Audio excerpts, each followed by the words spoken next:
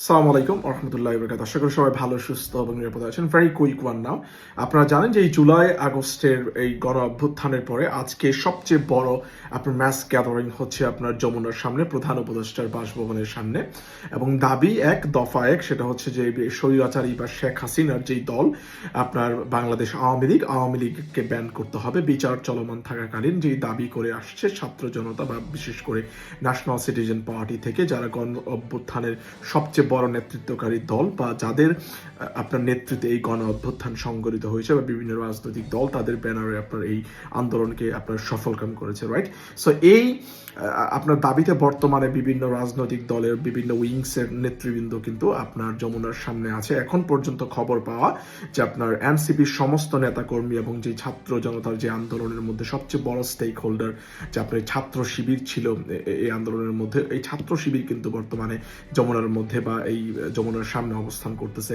চরমোনাই থেকে কিন্তু চরমোনাই ওনারাও কিন্তু আপনার একাত্মতা পোষণ করেছেন। বিভিন্ন ইসলামিক দল থেকে কিন্তু লোকজন আসতেছে, ওনারা একাত্মতা পোষণ করেছে। এখনো পর্যন্ত খবর পাওয়া এই যে আপনার 5 মিনিটে যে আপনার যাত্রাবাড়িকে স্বাধীন করে ফেলা যেই দল আছে বা বাংলাদেশ আমাদের যেই প্রিয় বিএনপি, ওনাদের দল থেকে কিন্তু এখনো পর্যন্ত বা ওনাদের যে অঙ্গ সংগঠন আছে বা ছাত্র দল বা কৃষক দল বা স্বেচ্ছাসেবক দল বা বিভিন্ন ধরনের ওনাদের যে উইংস আছে, কোনো উইংস থেকে কিন্তু এখনো পর্যন্ত কোনো উইংস থেকে কোনো নেতৃবৃন্দ কিন্তু এখনো পর্যন্ত এই আন্দোলনের মধ্যে একাত্মতা পোষণ করে নাই।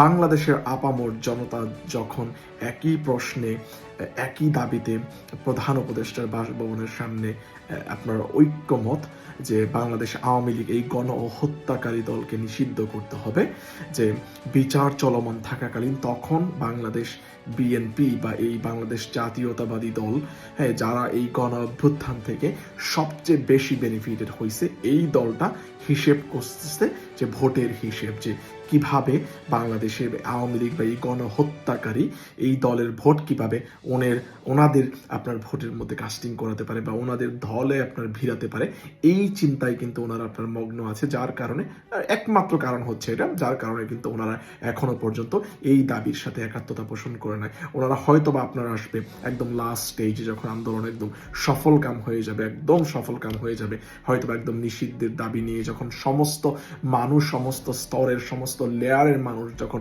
এই আন্দোলনের সাথে একাত্মতা পোষণ করে ফেলবে, তখন হয়তোবা একদম আই ওয়াশ টাইপের একটা একাত্মতা পোষণ করার জন্য আসবে। এই যে গাদ্দারি মানুষের সাথে, এই যে গাদ্দারি জুলাইয়ের সাথে, এই যে গাদ্দারি বাংলাদেশের আপামর জনতার সাথে, এই যে গাদ্দারি জুলাইয়ের আকাঙ্ক্ষার সাথে, honestly speaking my dear brother and sister, বাংলাদেশের মানুষ কিন্তু কোনো কিছু ভুলে যায় না, যেটা ভুলে নাই শেখ হাসিনার সাথে। শেখ হাসিনা 15 বছর মানুষের সাথে গাদ্দারি করছে, 15 বছর 3টা ইলেকশন নিয়ে মানুষের সাথে গাদ্দারি করছে, মানুষ সহ্য করছে।